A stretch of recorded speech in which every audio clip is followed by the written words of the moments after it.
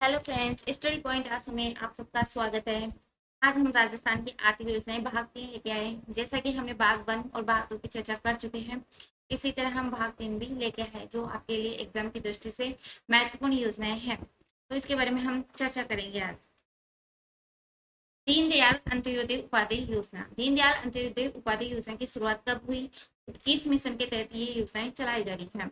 ये योजना 25 सितंबर 2014 को, और ये है योजना राष्ट्रीय ग्रामीण आजीवन मिशन के तहत चलाई जा रही है। किसके तहत चलाई जा रही है? राष्ट्रीय ग्रामीण आजीवन मिशन के तहत चलाई जा रही है। और इसकी शुरुआत कब हुई थी? ये शुरुआत हुई थी 25 सितंबर 2014 को। कब? 25 सितंबर 2014 को हुई थी। इसी तरह आयुष्मान भारत महात्मा गांधी स्वास्थ्य बीमा योजना। अब इसका नया नाम क्या कर दिया गया है? देखो कि इसका पहली योजना ये 2021 जनवरी में आई थी समथिंग।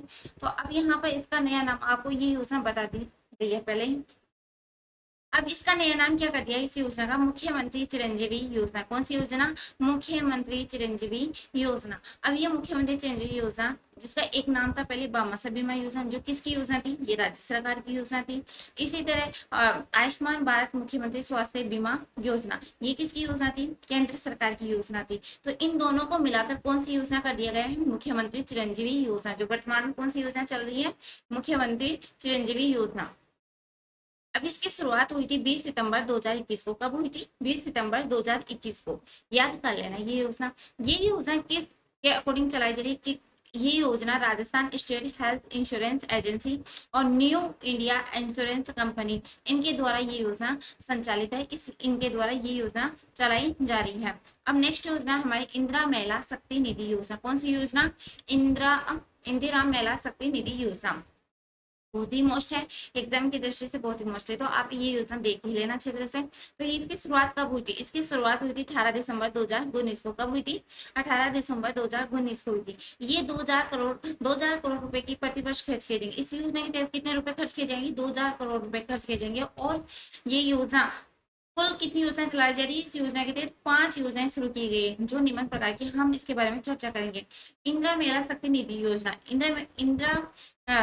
इंदिरा महिला शक्ति निधि योजना, इस योजना के तहत कुल 5 योजनाएं शुरू की गई है। तो पहली योजना की बात करें, इंदिरा महिला शक्ति उद्यम प्रोत्साहन योजना। कौन सी योजना? इंदिरा महिला शक्ति उद्यम प्रोत्साहन योजना। ये महिलाओं को 1 करोड़ रुपए तक का ऋण देगी। कितने रुपए का? 1 करोड़ रुपए तक का महिलाओं को ऋण दिया जाएगा इस योजना के तहत। अब दूसरी योजना है इंदिरा महिला शक्ति प्रशिक्षण व कौशल संवर्धन योजना। कौन सी योजना? इंदिरा महिला शक्ति प्रशिक्षण व कौशल संवर्धन योजना। इस योजना के तहत है ना, 75,000 जो महिला है और बालिका है उनको कंप्यूटर का क्या दिया जाएगा? प्रशिक्षण दिया जाएगा इस योजना के तहत। तीसरी योजना है इंदिरा महिला शक्ति लेखा प्रशिक्षण योजना। कौन सी योजना है? इंदिरा महिला शक्ति लेखा प्रशिक्षण योजना। इस योजना में 5,000 महिलाओं को क्या दिया जाएगा? प्रशिक्षण दिया जाएगा। अब चौथी योजना है हमारे पास इंदिरा महिला शक्ति शिक्षा सेतु योजना। कौन सी योजना? इंदिरा महिला शिक्षा शक्ति शिक्षा सेतु योजना, जिसमें 5,000 शिक्षा से वंचित जो महिला है बालिकाओं के लिए जो राजस्थान स्टेट ओपन स्कूल के माध्यम से जो पढ़ाई है तो सरकार शुल्क का पुनर्भरण करेगी। क्या होगा मतलब कि इसका जो 50,000 शिक्षा से जो वंचित महिला है और बालिका है उनके लिए क्या है, राजस्थान स्टेट ओपन स्कूल है उसके माध्यम से उनके पढ़ाई हेतु सरकार शुल्क क्या करेगी? शुल्क पुनर्भरण करेगी। तो उनको क्या दिया जाएगा? फ्री में उनको पढ़ाया जाएगा। अब इसी इंदिरा महिला शक्ति निधि योजना में एक योजना है इंदिरा महिला शक्ति कौशल सामर्थ्य योजना। कौन सी योजना? इंदिरा महिला शक्ति कौशल सामर्थ्य योजना, जो इस योजना में 10,000 जो महिला है उनको सिलाई का प्रशिक्षण दिया जाएगा। क्या दिया जाएगा? 10,000 महिलाओं को सिलाई का प्रशिक्षण दिया। तो मैंने आपको बताया इंदिरा महिला शक्ति निधि योजना, जिसकी स्थापना 18 दिसंबर 2019 को हुई थी, जिसमें यहाँ पर हमने जैसे चर्चा की है तो यहाँ पर 18 दिसंबर 2019 को जो कितने करोड़ रुपए के खर्च किए जाएंगे इस योजना में? 2,000 करोड़। और इसमें कुल कितनी योजना चलाई जा रही है? 5 योजना, जो हमने आपको चर्चा किया है इस योजना के बारे में। तो अब नेक्स्ट योजना, ये इतनी इंपॉर्टेंट योजना है जो हमारे एसआई की एग्जाम होती है अभी, उसमें ऐसा का ऐसा क्वेश्चन आया था। ये सर मेरे ही आया था ये क्वेश्चन, अदर की मैं बात करूँ मेरे बारे में ये क्वेश्चन आया था। तो यहाँ पर अवैध शराब के निर्माण क्यों चलाई गई ये योजना? ये अवैध शराब के निर्माण व भंडार और बिक्री में शामिल समुदायों को नवजीवन देने हेतु चलाई गई। तो यहाँ पर जो अवैध शराब है उनका जो निर्माण कर रहे हैं और उनका जो भंडारण कर रहे हैं और जो बिक्री है उसमें जो शामिल समुदाय उनको नव जीवन देने हेतु ये योजना चलाई जा रही है। और ये जीवन धारा योजना, हमारी नेक्स्ट योजना कौन सी? जीवन धारा योजना। तो ये जीवन धारा योजना है वो कौन सी है? जीवन धारा योजना जो एग्जाम में आ चुकी है, ये भी योजना क्या आ गई है? एग्जाम में आ चुकी है। तो यहाँ पर ये केंद्र सरकार की योजना है। किसकी योजना है? केंद्र सरकार की योजना है। अब इसकी शुरुआत कब हुई? इसकी शुरुआत 1988-1989 में इसकी शुरुआत की गई है। लेकिन जीवन धारा योजना ये किससे संबंधित है? ये कुओं से सिंचाई से संबंधित है। कुओं से हम जो सिंचाई होती है उससे संबंधित मान गई है योजना। और ये किसकी योजना है? केंद्र सरकार की योजना, ये ध्यान रखना। तो ज्यादा नहीं पूछेगा, आपको ये पूछेगा जीवन धारा योजना है वो किससे संबंधित है, ये ध्यान रख लेना। कुओं से सिंचाई से संबंधित है ये योजना।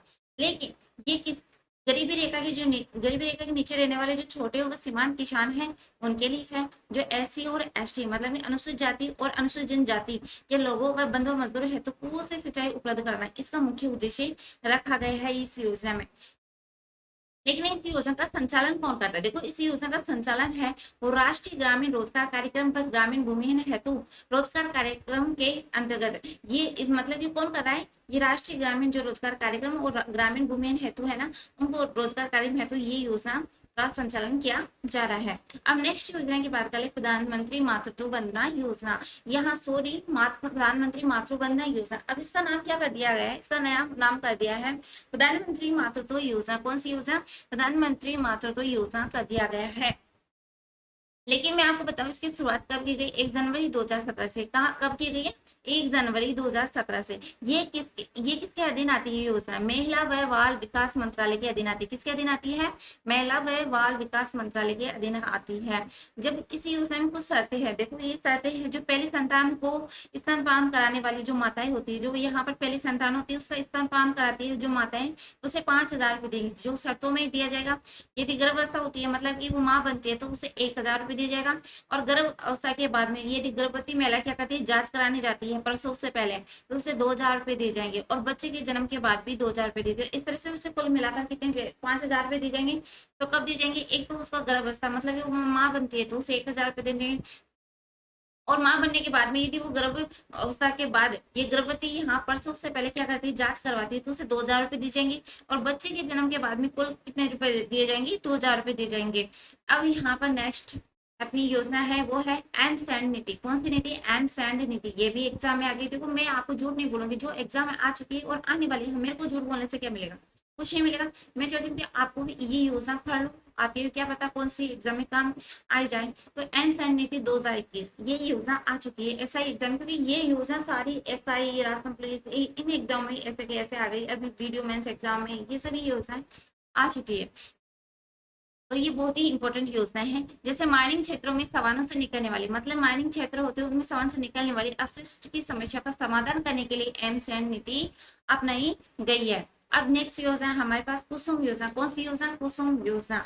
अब कुसुम योजना का जो पूरा नाम है वो क्या है?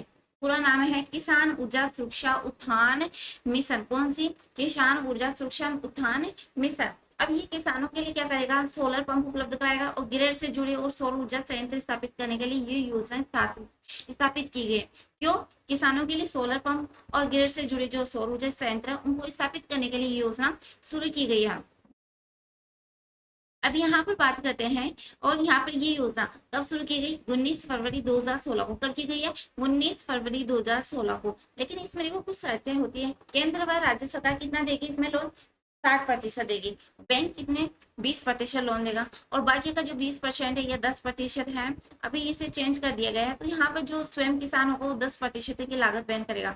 तो 60% तो कौन करेगा? केंद्र सरकार और राज्य सरकार। और बैंक होगा वो 20% और 10 होगा जो स्वयं कौन? किसान ये मतलब कि वहन करेगा। ये योजना इस योजना का मुख्य उद्देश्य क्या रखा है? 2022 तक 25,750 मेगावाट ऊर्जा उपलब्ध कराना। कितना? 25,750 मेगावाट ऊर्जा उपलब्ध कराना 2022 तक।